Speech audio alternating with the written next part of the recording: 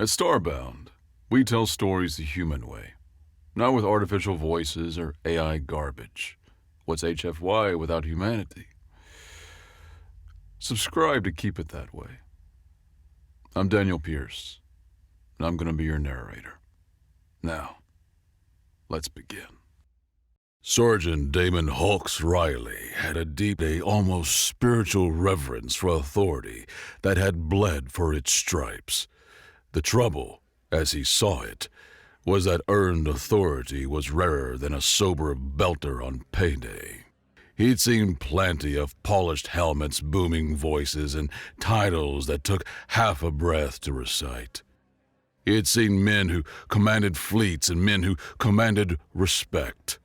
He had never seen them in the same uniform. Which was why he was currently in the back of a UN General Assembly hall, his prosthetic knees sending phantom aches up his thigh in a Morse code of pure irritation, trying very hard to avoid cracking his molars into powder. The hall itself was a monument to self-congratulation. Its architecture screamed benevolent future, with its soaring arches of engineered timber and softly glowing blue data screens. On the central dais, anointed by the holy light of a dozen hovering holocams, stood Emissary Vorlag of the Aethelian Concordance. He was sculpted from a block of handsome condescension, tall and severe, with a voice that had the deep, patient resonance of a man explaining astrophysics to a hamster. He was offering humanity a glorious gift, an invitation to join the Galactic Consortium, a junior partnership, a place at the very end of the grown-ups' table. The assembled press, a preening flock of information vultures in tailored suits, were lapping it up, lobbing questions so feathery they could have been used for stuffing pillows. Riley stood with the security contingent assigned to General August Cole. The general, a man whose face was a topographical map of every forgotten skirmish and backroom political shivving from the last 50 years, met Riley's eye across the room. Cole's expression was a granite cliff face, but his gaze was a restless predator, stalking the fawning dignitaries and boot-licking journalists with the weary disdain of a wolf watching a herd of prize-winning poodles prance toward an industrial shredder. He saw the way Riley's shoulders were bunched up to his ears, the tight line of his jaw, a stark refusal to join the placid atmosphere. Cole's left eye twitched a single, sharp spasm. It wasn't a command. It was an unlocked door. A journalist from the Pan-African Chronicle was having a technical issue with her data slate, a brief, silent pause in the symphony of diplomatic fellatio. General Cole, with the fluid grace of a man who'd spent a lifetime navigating crowded rooms and minefields, took a half-step to his left. He feigned a slight cough, momentarily blocking the line of sight of another security officer. The movement was a gnat's wingbeat in the hurricane of history being made. For Damon Riley, it was a green light on a drag strip. He moved from the deep shadows of the rear wall, his heavy combat boots silent on the ridiculously plush carpeting. He weaved through a cluster of flustered aides and gold-plated protocol droids, his path a study in applied physics, all momentum and minimal wasted motion. He didn't head for the main podium. That was a fool's errand. He stopped at a smaller secondary lectern intended for translation services, its microphone currently, and unfortunately for the emissary, live. He leaned in, his lips almost touching the mesh, and his voice a gravelly baritone cured in the metallic tang of station air scrubbers and bottom-shelf whiskey, sliced through the reverential hush. It wasn't loud. It wasn't clear. It was a shard of glass in a bowl of custard. "Sounds great," he said, his words amplifying through the cavernous chamber. "Real generous offer. A beat. Against who, though? Who's the enemy?" The question detonated in the room. The gentle anticipatory applause withered and died. 1,000 hushed, important conversations choked and sputtered into oblivion. Every holocam, which had been caressing Vorlag's noble profile, swiveled with the clumsy grinding haste of a machine in panic. Vorlag's perfect, patronizing smile didn't so much vanish as it shattered. For one glorious, high-definition, eternal second, a raw spasm of disbelief contorted his features. It was the face of a god who had just witnessed a statue of himself spontaneously give him the finger. The pin was out of the grenade. The room held its breath, waiting for the boom. The conference room was a sterile white box that hummed with the sound of infuriated bureaucracy. Dragged from the assembly hall with surprising swiftness, Riley found himself standing between two Aethelian guards. They were immense, clad in silver armor that seemed to absorb the light, their posture a silent testament to generations of unquestioning obedience. They looked less like soldiers and more like animate, heavily armed bank vaults. General Cole stood a few feet away, a silent, disapproving mountain range aimed squarely at the aliens. Emissary Vorlag swept into the room, his movements a liquid pour of controlled rage. He paid less attention to General Cole than a man might to a piece of furniture. His entire being, his focus, his universe, contracted until it was a laser beam fixed on Sergeant Riley. He wasn't angry, not in a human sense. He was fascinated. He looked at Riley, the way a geneticist might regard a lab rat that had suddenly started quoting Shakespeare. "Our predictive algorithm, Sergeant," Vorlag began, his voice a low, dangerous purr. He began a slow, deliberate circle around Riley, his steps making no sound on the polished floor. "They represent the pinnacle of socio-dynamic modeling in this galactic arm. They are the sum of 10 millennia of meticulous observation, starting the rise and fall of over 300 emergent civilizations. They account for everything. Cultural mythologies, resource-driven aggression, theological schisms, even the relative appeal of their popular music. For all intents and purposes, they are flawless."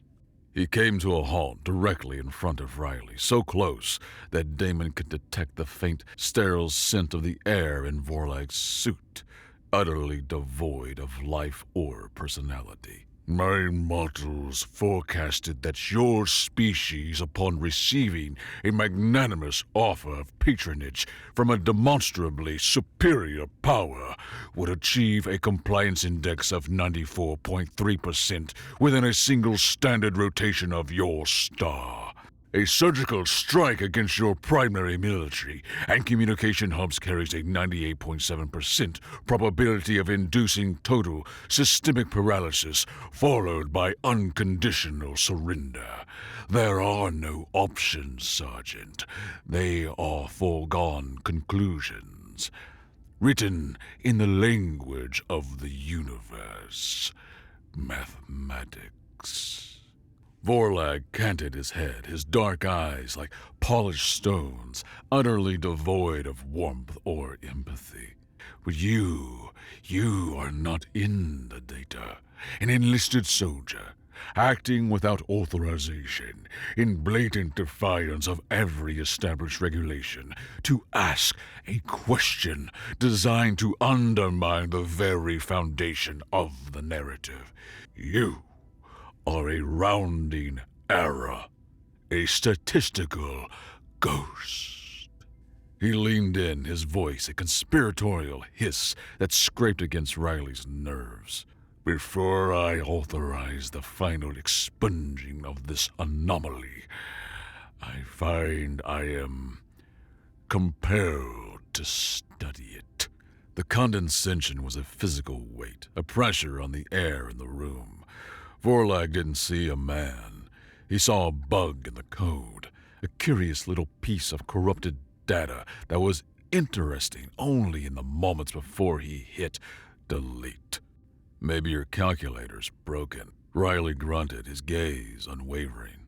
A brief, cold flicker of what might have been amusement touched Vorlag's lips. Mathematics, Sergeant, is never broken.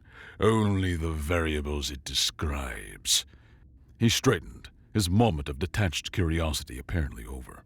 You will be a fascinating footnote in the final analysis of your world's termination. Do try to enjoy your fleeting, pointless moment of relevance. With a last dismissive look that categorized Riley as something to be scraped off a boot, he turned and glided from the room, his silver guards falling into perfect, silent step behind him. General Cole waited until the door whispered shut. He let out a breath he seemed to have been holding for a very long time. A slow, weary exhalation that sounded like grinding rocks. "Well, Sergeant," he said, his voice a low rumble. "You never were one for half measures, were you?" The data clip went supernova before Vorlag's shuttle had even cleared the atmosphere. Riley's blunt question, followed by the emissary's face caught in a state of suspended animation between arrogance and astonishment, became an overnight planetary obsession. The phrase, "Who's the enemy?" was suddenly inescapable. It was stenciled on the hulls of deep space haulers. It was the title of 100 angry musical tracks that rocketed up the charts. It was spray-painted across the gleaming walls of corporate arcologies in Neo-Kyoto and scrawled in the red dust on the pressure domes of Bradbury City on Mars. It was the one question a species of 8 billion argumentative primates could suddenly, unanimously, agree was worth asking. Politicians who had been practically drooling at the prospect of Aethelian trade pacts found their public support collapsing. Popular opinion, a notoriously fickle beast, turned with the speed and ferocity of a starved wolf. The sheer, overwhelming tide of planetary defiance backed the UN into a corner. 48 hours after Riley opened his mouth, humanity, with a formal and very public broadcast, told the Aethelian Concordants to take their generous offer and shove it into the nearest singularity. Riley, confined to his barracks, was mentally preparing his defense for a court-martial. He was expecting MPs. Instead, General Cole appeared, alone and in civilian attire. He slid a dull-gray data slate across Riley's small, scarred metal desk. "Your new rank and assignment," Cole said, his voice barely a whisper. "Commander, effective now. You're being reassigned. Department of Unconventional Strategy." Riley stared at the slate. "The U.S.? Sir, that's a myth. A budget line item from the Outer Expansion Wars used to hide Black Ops funding. It's a filing cabinet in a sub-basement at best." "It's real," Cole confirmed. "And it's all we have left. Vorlag's algorithms may be arrogant, but they aren't wrong about their capabilities. He's going to hit us. He'll hit us hard and fast. He has to prove his precious models were right all along. You don't just question his offer, Riley. You question his faith." Cole fixed him with a look that was equal parts admiration and exhaustion. "You rattled the cage of a very big, very angry tiger, son. Now, you get to figure out how to fight it." The tiger came 27 hours later. The Aethelians didn't waste time with a second offer. There was no formal declaration of war, no grand speech for the history books. There was only tungsten falling from the sky. Kinetic rods, telephone poles of hyper-dense metal dropped from orbit, struck every major military installation on Earth and Mars. They landed with the cold, passionless accuracy of a spreadsheet executing a formula. Command hubs became glassy craters. Naval shipyards were flash-metalled into lakes of molten slag.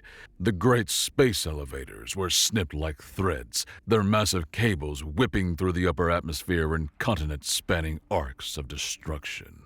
Riley was at a remote U.S. proving ground in the heart of the Australian emptiness when the sky broke. The ground heaved, a solid thing turned liquid, and threw him across the command bunker. The lights blew out instantly, replaced by pulsing, angry red of emergency strobes and the distant, hellish orange of burning infrastructure. The air convulsed with the shriek of tortured metal and the thick, choking taste of pulverized concrete. He regained consciousness with a high-pitched whine in his ears and the coppery tang of his own blood on his tongue. His commanding officer, Major Dakota, was trapped beneath a collapsed ceiling support, his uniform a deepening shade of crimson. Dakota's breathing was a harsh, wet gurgle. "Riley," he rasped, his eyes fighting for focus. He clawed at a pouch on his belt, his fingers clumsy, and pressed a ruggedized data slate into Riley's hand. "DUS, last-ditch contingency, sleeper ship, Magpie." He coughed, a fine red mist painting the shattered concrete. "Coordinates on the slate. Get our people off-world." The orbital humps were gone. The skyways were a curtain of Aethelian plasma fire, but the Department of Unconventional Strategy, the ghost in the machine, had spent decades planning for the day the sky would fall. Riley didn't waste a second. He gathered the dazed and bleeding survivors. Among them was Private Killian Rook Shaw, a recruit so fresh from basic training he still smelled of processed food and innocence. His face a pale mask of shock beneath a layer of gray dust. He stared at the sky, where the elegant, predatory silhouettes of Aethelian dropships were descending through the columns of black smoke. "Sir," Shaw stammered, his voice a thin, reedy thing. "What are we supposed to do against that?"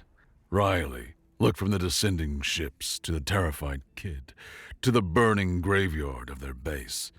He didn't offer a platitude or a heroic speech.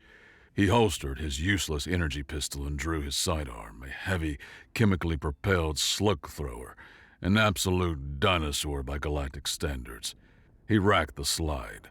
The solid, mechanical of the action was brutally loud in the sudden lull, a simple, eloquent promise of crude violence. "We're the error correction," he said. The Aethelian pacification units deployed with the placid certainty of a botanist tending a garden. Their intelligence profiles assured them they were landing on a world whose command structure was vaporized, whose military was annihilated, and whose population would be cowering in terrified submission. They expected to conduct neat, orderly patriots through silent rubble and process the surrender of a broken species. They were not prepared for the Orphan Brigade. Riley's ad hoc unit, a dozen shell-shocked survivors, armed with whatever they could scavenge from the armory's ruins, became a localized nightmare. They were a phantom in the wreckage, a fleeting burst of violence that struck and vanished back into the smoke-choked canyons of the demolished base. Their masterpiece, the act that would later be immortalized in drunken retellings and classified after-action reports, was born from the mind of Corporal Karina Socket Rostova. Socket was a former deep space salvage tech with hydraulic fluid seemingly tattooed in the lines of her knuckles and a grasp of profanity so profound it could be considered an art form. She looked at the sleek, silent plasma cannons mounted on a erect Aethelian skimmer and didn't see alien super technology. She saw spare parts. She found a surprisingly intact military jeep, its fusion core miraculously shielded by a collapsed blast wall. While Riley and the others provided a noisy, largely ineffective screen of suppressing fire, Socket got to work. Armed with a plasma cutter and a length of armored conduit she'd ripped from the wall, she surgically amputated a plasma cannon from its turret. The weapon was heavy, impossibly smooth, and felt alien to the touch. "Get this thing on a jeep!" she roared over the crackle of gunfire. It took 4 of them, grunting and cursing, to muscle a cannon to the jeep's cargo bed. Socket, wielding a handheld welder with a flagrant disregard for personal safety, began fusing it directly to the vehicle's frame. He'll tear the chassis to pieces! Riley yelled, slamming a fresh magazine into his rifle. That frame can't take the recoil! Then we only shoot it once! She screamed back, a shower of orange sparks erupting from the welder. One very, very big once! The cannon's dedicated power cell was fried, but its primary energy conduits were intact. Socket hot-wired them directly to the Jeep's main fusion battery, bypassing every safety regulator, capacitor, and failsafe.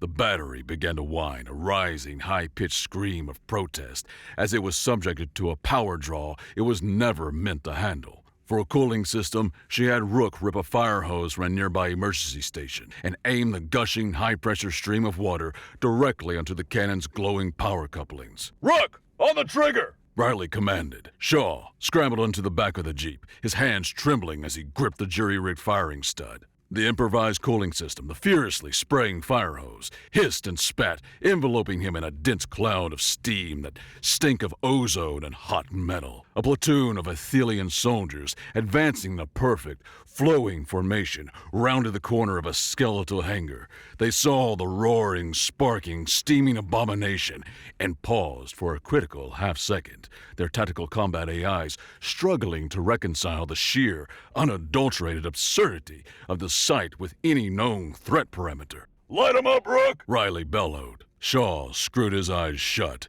and slammed his thumb down on the firing stud. The universe became white light and pure noise. The plasma cannon discharged not a silent contained bolt, but a raw, uncontrolled torrent of incandescent rage. The beam, wider and more unstable than any Aethelian weapon had a right to be, scythed through the platoon, turning immaculate silver armor and disciplined soldiers into little more than superheated vapor and scorched silhouettes burned onto the ferrocrete. The Jeep was thrown backwards a full meter by the recoil, its frame screaming as multiple welds snapped. The fusion battery detonated in a brilliant, harmless shower of sparks, and the cannon itself slumped, melting into a glowing, hissing puddle of slag. Riley, deafened, stared at the smoking gouge in the earth where a platoon of alien invaders had stood a moment before. Saka Rostova, her face a mask of black soot, was grinning from ear to ear. See? Told you it'd work. In that one glorious act of weaponized insanity, humanity's new articles of war were written. If it has a power source, it's a bomb. If it's designed to do one thing, it can be forced to do something else. And if their technology is perfect, we just have to be creative enough to break it. They fought a running battle to the extraction point, a disused sublevel of an abandoned metro station deep underground.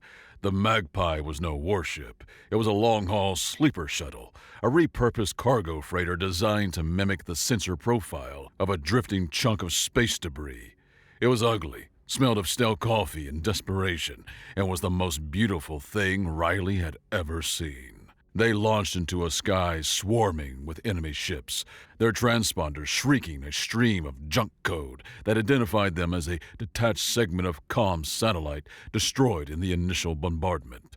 The journey to the Pallas asteroid was a long, slow, silent funeral procession. They drifted sublight, a tiny, insignificant ghost in the vast, star-dusted dark.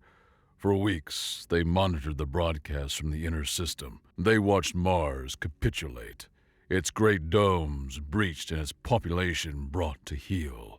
They watched Earth, bleeding but furiously defiant, suffer under the boot of a global occupation. During the trip, Riley found Rook staring out a viewport, the distant, bruised-looking crescent of Earth hanging in the absolute black. "First time this far out, Rook?"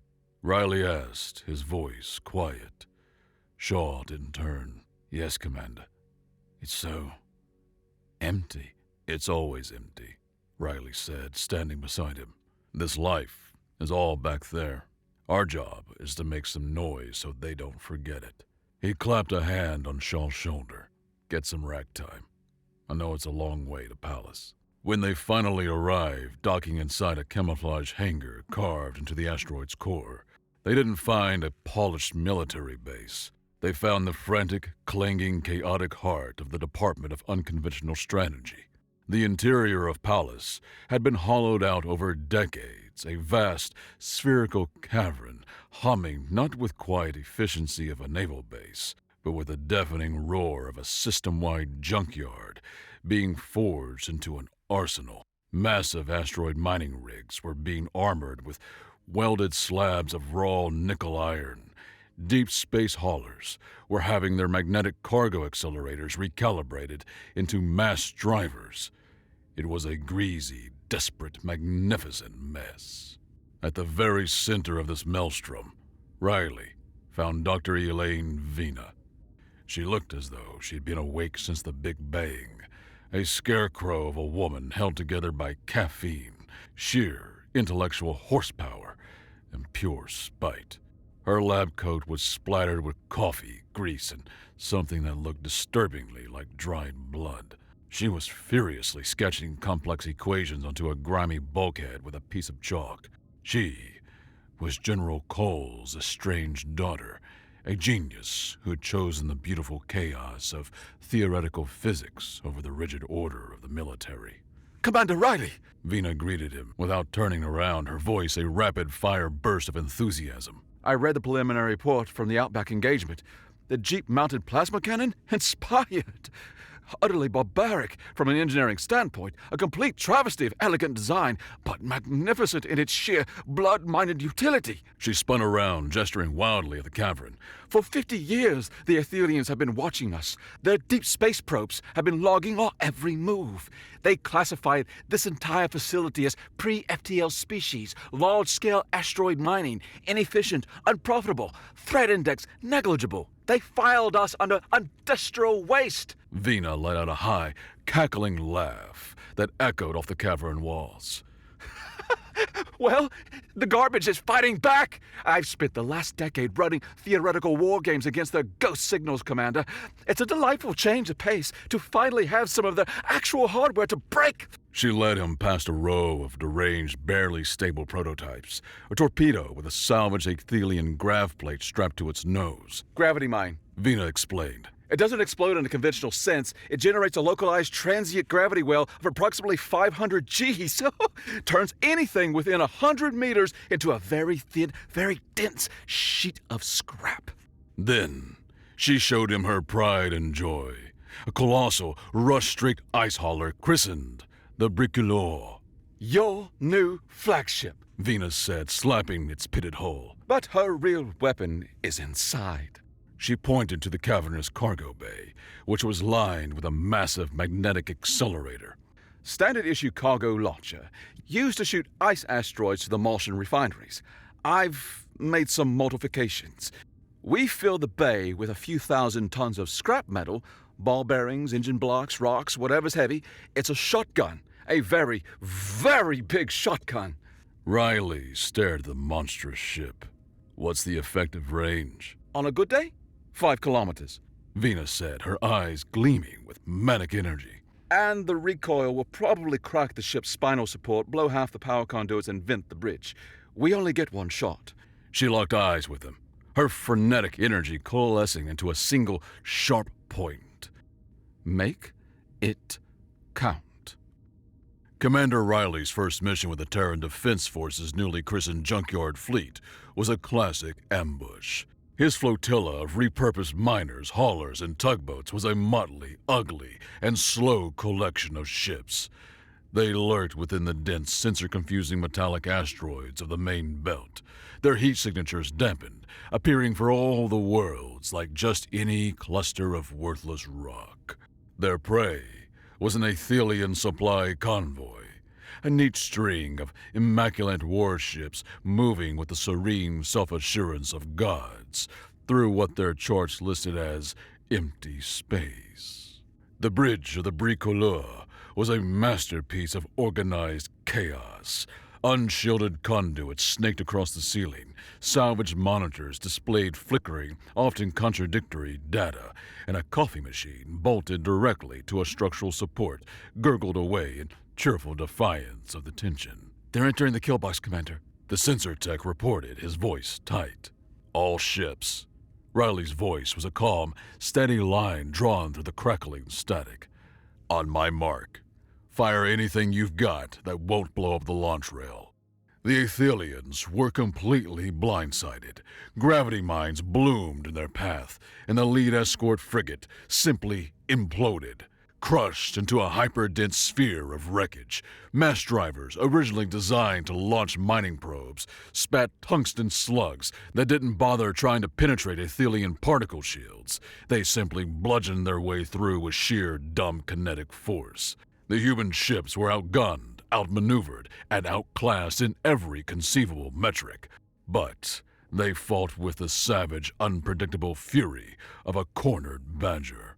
The fight reached its peak when the largest Aethelian freighter, a vessel 3 times the size of the Bricoleur, brought its main plasma cannons to bear. Vita, you magnificent lunatic. This had better work. Riley muttered under his breath. Helm, get us in close. Weapons, open the bay doors.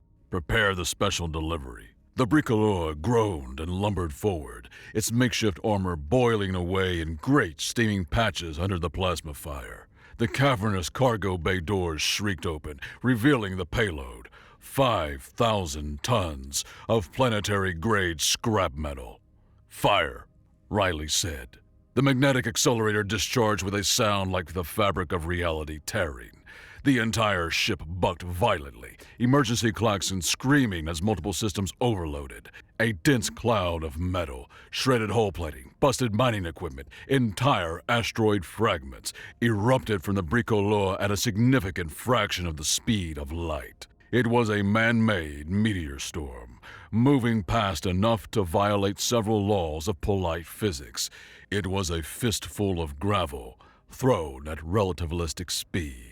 The Aethelian ship's shields flared brilliantly, held for a nanosecond, then collapsed under the overwhelming kinetic onslaught of thousands of simultaneous impacts. The storm of shrapnel flayed its bow, shredded its corridors, and disemboweled its reactor core. The freighter blossomed into a silent, magnificent flower of fire and twisted metal.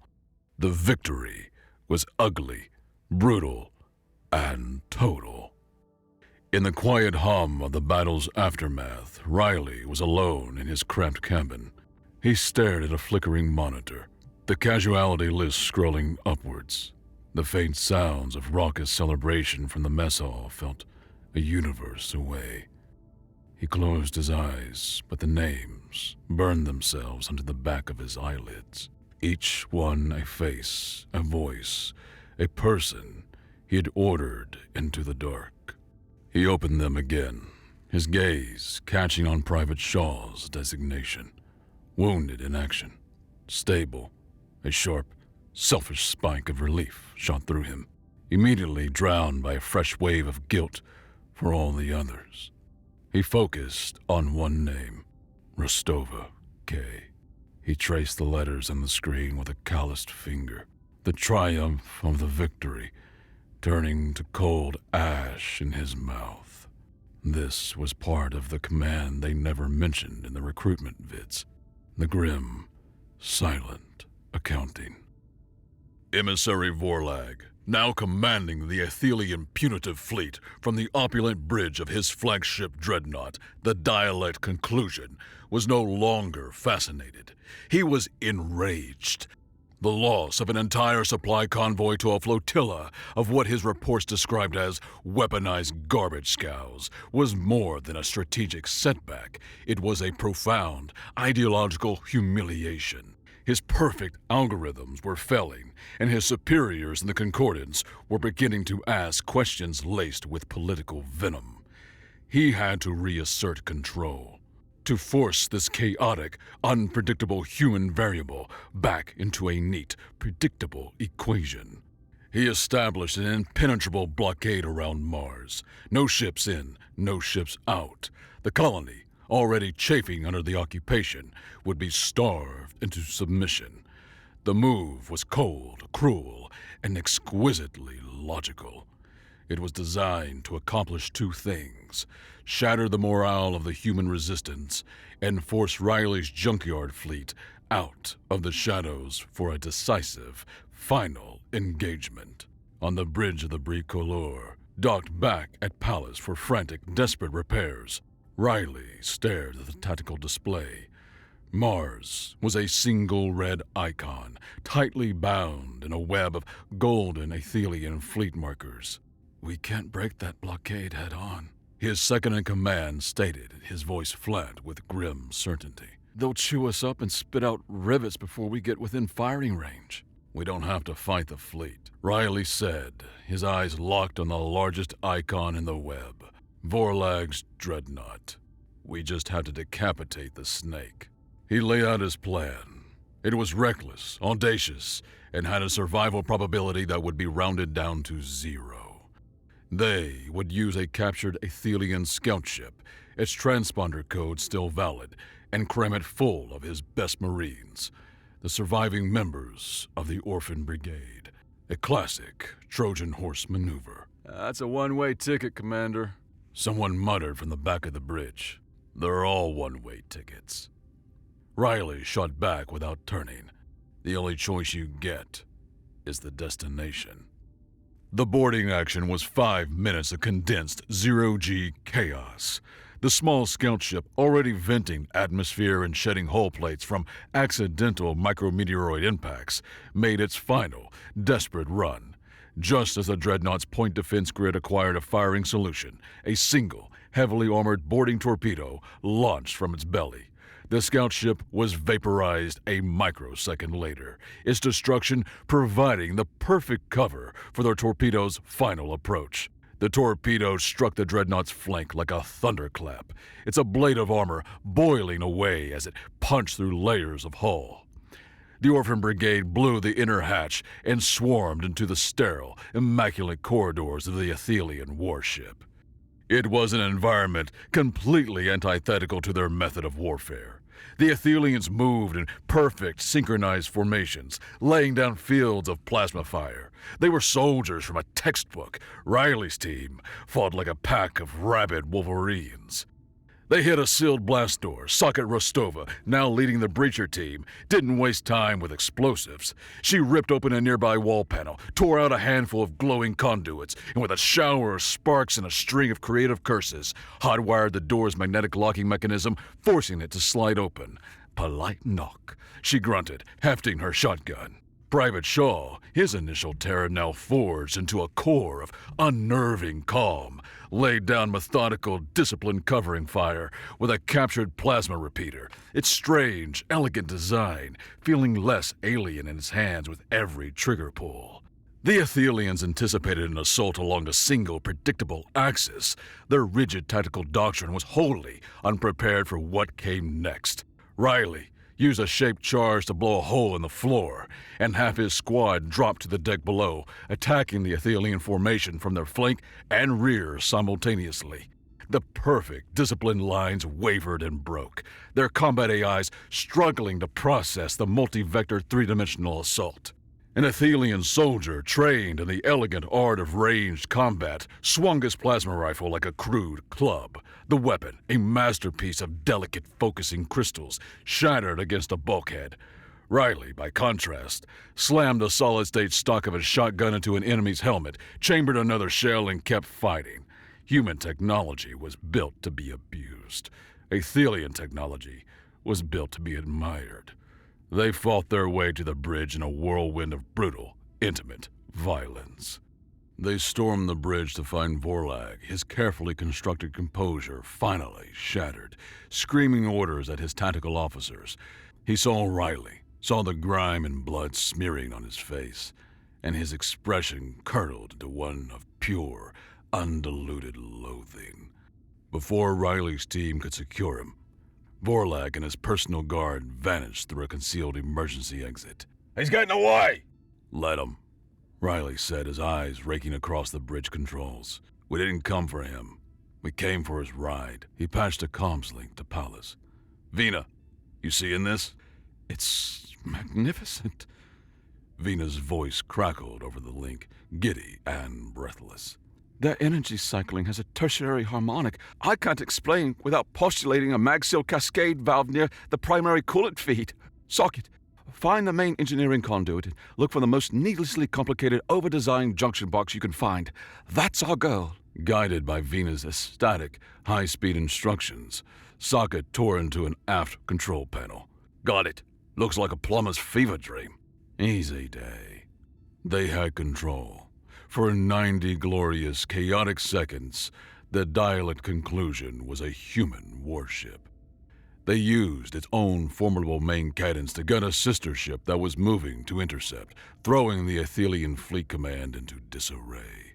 Then, with Socket bypassing every reactor safety imaginable, they overloaded the core and set the dreadnought on a collision course with the heart of the Martian blockade. Riley and his team scrambled back to their shuttle as alarms shrieked across the dying warship. They launched just as the pride of the Aethelian fleet, now a colossal, unguided bomb, plowed into 2 other battlecruisers, tearing a huge, gaping hole in the blockade. That opening won't last long, the shuttle pilot said, her knuckles white on the controls. Orders, Commander? Riley looked at the blossoming fireballs of the wreckage, then at the red jewel of Mars beyond. Tell the bricoleur to punch it. We're going to Mars. Humanity was now the proud, bewildered owner of a captured, heavily damaged Aethelian dreadnought, which they had painstakingly towed back to the workshops of Pallas. On its temporary bridge, surrounded by a swarm of frantic engineers, Dr. Vina was practically levitating with excitement. We can't hope to replicate the FTL drive, she explained, gesturing at a sealed blank box that hummed with a menacing contained energy. It's quantum-entangled singularity core. If we try to crack it open, it'll most likely redecorate this entire asteroid across 3 dimensions of space-time. However, she said, a wide, manic grin splitting her face, I don't need to know how an internal combustion engine works to know where the accelerator is. We can't build another one of these, Damon, but we can learn to fly the hell out of this one. Riley looked around at the powerful alien vessel. It was a weapon beyond anything humanity could have imagined building just a few weeks ago. And it was theirs. What's her new name? Vina asked. Riley thought of the cost, of the faces in the casualty list, of the cold, hard fury that had become their primary fuel source. The Retribution, he said. Aboard the TDF Retribution, Riley received 2 critical pieces of intelligence. First, the Aethelian fleet had withdrawn from the Sol system, pulling back to lick its wounds and regroup. The blockade was shattered. Second, humanity was now the subject of hushed, fearful whispers on the galactic comms channel. They were no longer insignificant primitives. They were dangerously unpredictable barbarians who had stolen one of the Empire's greatest weapons. He was in the middle of a tactical briefing when a priority channel from Earth patched through. A UN politician, his face a carefully composed mask of gravitas, appeared on the main screen. Admiral Riley, the politician began, his tone unctuous. I speak for the whole of the Terran Confederacy when I express our profound... Riley cut him off, his voice flat and cold as the void between stars. It's Commander. I command things. I don't admire them. He leaned forward, his expression leaving no room for debate. You want help? Send more welders and coffee. Out. He severed the connection, leaving the politician's slack-jawed face to hang on the screen for a moment before it blinked into nothingness. With an FTL-capable warship, the very nature of the war was rewritten. The Retribution, leading a small task force of the fastest ships from the junkyard fleet, became a ghost, a phantom of vengeance. They conducted lightning-fast raids on Aethelian outposts, striking fuel depots, communication relays, and deep space listening posts. Their most audacious raid was on a fortified labor colony in the Grax system. The Grek were a species of master recyclers and improvisational engineers who the Aethelians had enslaved centuries ago, forcing them to maintain the Empire's perfect, pristine technology. Riley's fleet shattered the orbital defenses, and his Marines stormed the primary control center. He didn't make a grand speech to the newly liberated Grek. He didn't ask for an alliance or demand fealty. He simply had his engineers dump every schematic they possessed for humanity's crude, jury-rigged, dirty tech.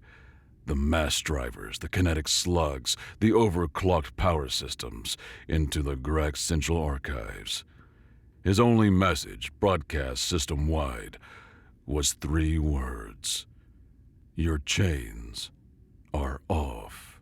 Then they vanished back into the starfield, leaving behind a world of liberated, heavily armed, and exceptionally clever engineers who now had a centuries-old axe to grind. On the bridge of his new flagship, Vorlag watched the reports flood in. The Grek system was in open, violent rebellion. His supply lines were being systematically dismantled. His predictive models were not just wrong, they were a laughingstock in the high command. He was on a secure channel with the Aethelian Stratocracy, a council of ancient, stern-faced leaders whose expressions suggested they had not smiled since their species achieved sentience. Your campaign is producing suboptimal results, emissary, one of them intoned, his voice dripping with icy condescension. Your models predicted swift pacification, not the creation of a barbarian fleet and the incitement of a system-wide slave revolt. The human variable is more chaotic than anticipated, Vorlag said, his voice tight with the effort of controlling his fury. He knew his career and likely his life hung by a thread. He had to end this. He had to prove that his entire ideology, that overwhelming centralized power could and would crush any chaotic anomaly, was not fundamentally flawed. I am consolidating the home fleet at our capital, Aethel. The humans will not be able to resist such a target.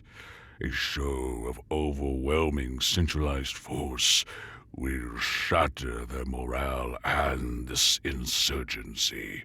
It is a mathematical certainty. It was a desperate all-or-nothing gamble, and every being on the call knew it. Riley's intelligent network, a scrappy, informal collection of salvaged Aethelian spy drones and sympathetic deep space freighter captains, confirmed the news. The bulk of the Imperial fleet was gathering at their home world, Aethel. A golden armada, a wall of warships waiting to swat them from the sky. He stood before the captains of his small, battered fleet on the bridge of the Retribution. The faces staring back at him were etched with exhaustion, but hardened by resolve. They had been to hell and back so many times. They were on a first-name basis with the demons. Callahan walked past the gunnery station where Rook Shaw was running a final diagnostic, his movements calm, deliberate, and focused. "Ready for this, Rook?" Riley asked quietly. Shaw looked up, his eyes steady. The terrified recruit from the Australian desert was gone, burned away in the crucible of battle, replaced by a quiet, competent soldier. "Just point me at something that needs shooting, Commander." Riley gave a grim nod and turned to address the bridge. "Intel says Vorlag has pulled nearly everything to defend his throne world. He's showing us the sword, daring us to come at him. He thinks we'll be intimidated. He thinks we'll run and hide." He looked around at the bridge, his gaze lingering on each member of his crew.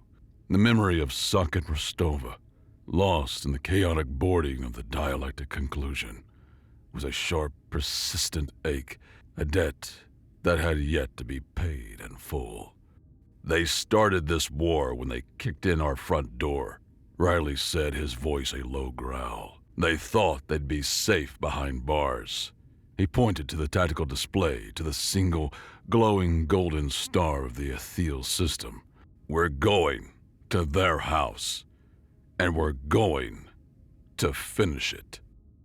The Terran Defense Force Fleet translated from FTL into the Aethel system, and the sight that greeted them was enough to make a man's blood freeze.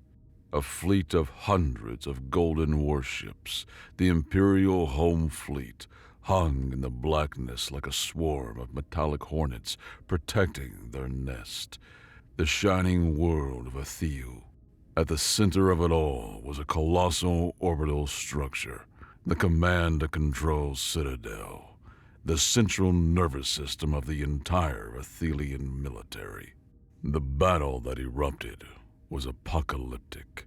It's a network. Vina screamed over the comms from the Retribution's engine room where she was personally wrestling with the alien FTL drive. The entire fleet is slave to the Citadel's central tactical AI. Don't fight the ships, Damon. They're just puppets on a string. You have to cut the strings. Take out that Citadel.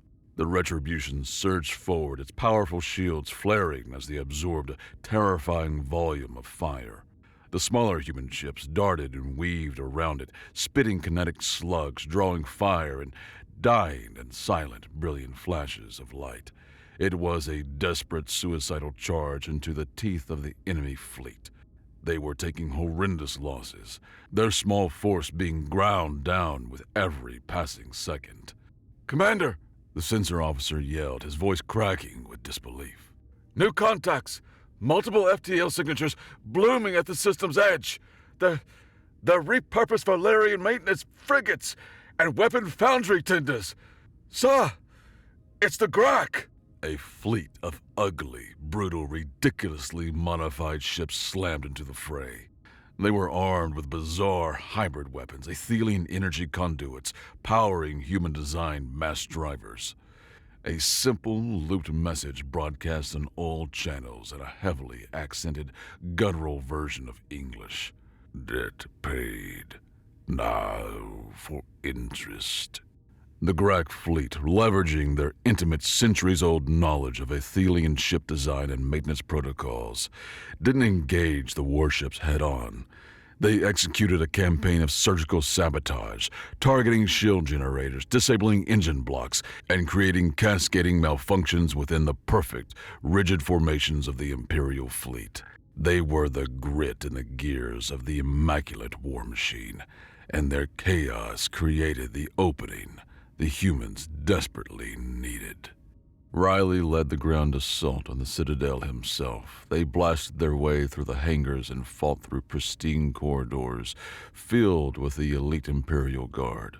Rook Shaw was at his side, laying down lethal bursts of fire. The fighting was a ferocious, close-quarter storm of plasma bolts and shotgun blasts. They breached the throne room, the Citadel's command center, to find Vorlag standing before a massive holographic display, frantically trying to regain control of a fleet that was rapidly descending into anarchy. Their final confrontation wasn't a duel of wits or a grand battle of ideals.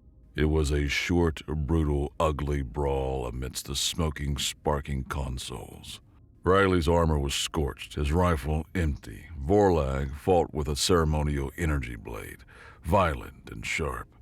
Riley fought with his fist, his combat knife, and the sheer unyielding fury of a man who had already lost everything he had to lose. He defeated Vorlag with a relentless, stubborn refusal to die. He hauled the disgraced, bleeding Aethelian from his command throne. "You wanted allies," Riley rasped, his voice raw and ragged. "You wanted soldiers." He shoved Vorlag towards the massive viewport, forcing him to watch his perfect golden fleet being dismantled by a coalition of junkyard dogs and vengeful slaves. "Congratulations. You got them, just not for your side." He didn't kill Vorlag. He left him there, a king in the ruins of his collapsing castle. He gave the order to plant the demolition charges on the Citadel's primary reactor. As his team evacuated the linchpin of the Aethelian fleet, the very symbol of its centralized, perfect power was erased from existence in a silent, brilliant flash of light. Weeks later, the bridge of the TDF Retribution was quiet. The ship, battered and scarred almost beyond recognition, drifted in a silent orbit around a newly liberated Mars. Riley was reviewing the final casualty report from the Battle of Aethel. It was long. He stared at one name, his face a mask of weary grief. Corporal Korina Rostova, killed in action while hot-wiring a Citadel power conduit to overload the sector's defensive grid. She went out the same way she lived, breaking things to make them work better. A comms officer cleared his throat, voice hesitant. "Commander, a priority channel is opening. It's the Galactic Concord." A new face appeared on the screen, a nervous-looking alien envoy, his features soft and conciliatory. "Commander Riley," he began, his voice oozing a fake social diplomacy that set Riley's teeth on edge. "On behalf of 100 worlds of the Galactic Concord, we have observed your struggle against the Aethelian Imperium with the utmost admiration. We would be honored to open negotiations for a potential alliance." Riley looked up from the list of the dead, from Socket's name, his eyes cold and empty. He didn't let the envoy finish. He leaned forward, his voice low and heavy with the weight of every name on that list. He killed the channel. "We're not hiring. We don't need help." The screen went black. Humanity stood alone, bruised and bleeding, but unbound. And that, he figured, was probably for the best.